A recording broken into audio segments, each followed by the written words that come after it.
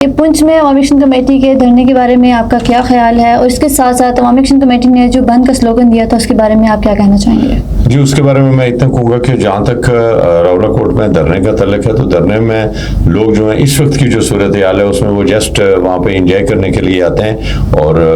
ایک قسم کا سیر و تفریح کا باعث ان کے لیے بنا ہوا ہے. اس سے زیادہ اس وقت اس دھرنے کی میں نہیں سمجھتا کہ کوئی پوزیشن جو ہے وہ باقی رہ گئی ہے.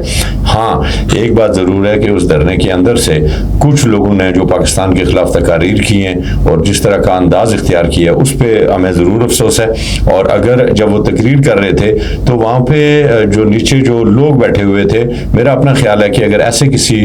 دھرنے میں احتجاج میں اگر میں موجود ہوں جو حقوق کی تحریک ہے، تو جب اس کا رخ تبدیل کر کے کوئی پاکستان مخالف جائے یا ریاست مخالف جائے تو میرا اپنا خیال یہ ہے کہ مجھے وہاں سے اٹھ جانا چاہیے. دوسری بات یہ ہے کہ آزاد کشمیر کی حکومت نے تنظیم کو کالعدم قرار دے دیا اور فورتھ شیڈول کے اندر ان ساروں کو جو ہے وہ شامل کر دیا. اور اس کی بنیادی وجہ یہ تھی کہ جب 3-4 بار مذاکرات ہوئے اور ان مذاکرات کے دوران جو فیسلٹیز ان کو دی جا رہی تھیں ان کو انہوں نے لینے سے انکار کیا، اور کچھ آئینی معاملات تھے جن کے اندر یہ چلے گئے، اور وہ آئینی معاملات ظاہر ہے انہوں نے اچھا. اس میں بھی ایک مزے کی بات ہوں کہ جو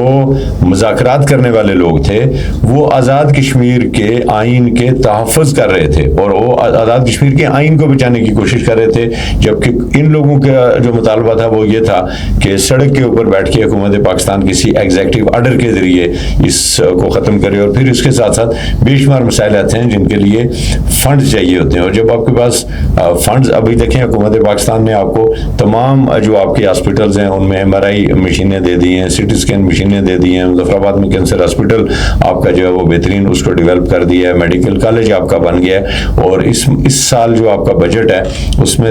23 سے 24 ارب کا اضافہ حکومت پاکستان نے کیا، لیکن اس سے ہٹ کے جو چیزیں وہ کرنا چاہ رہے ہیں وہ اس سے بالکل ہٹ کے، یعنی وہ فنڈ بھی آپ کو آزاد کشمیر میں جو ہے وہ دیا جا رہا ہے. تو میرا اپنا خیال یہ ہے کہ ایکشن کمیٹی کو جو پذیرائی ملی تھی ان کو تشکر اور تدبر سے آگے بڑھنا چاہیے تھا، لیکن انہوں نے اس میں تکبر اور پھر لہجہ چند لوگوں کا ایسا تھا کہ جو مطلب مہمان کی جو عزت ہے شاید وہ اس سے بھی واقف نہیں تھے، اور اسی کا نتیجہ یہ ہے کہ آج اب گرفتاریاں بھی ہو رہی ہیں. اور ظاہر ہے آپ نے دیکھا مظفر آباد بالکل پرامن ہے، میرپور بالکل پرامن ہے. پنچ میں حویلی کی جو مارکیٹ ہے وہ 100% کھلی ہے، پلندری آپ کا جو ہے وہ کھل چکا ہے، باغ اس وقت جو ہے وہ 50% سے زائد کھل چکا ہے. ایک راولا کوٹ کے اندر چونکہ ان کا دھرنا جاری ہے اور وہاں پہ جو کوئی دکان کھولتا ہے، ایون میڈیکل سٹور اگر کوئی کھولتا ہے تو اس کے ساتھ بھی وہ ایک پرتشدد کارروائیاں اس کے ساتھ کرتے ہیں. تو جہاں بند مطلب بند انہوں نے دیا تھا ایک نعرہ، تو پھر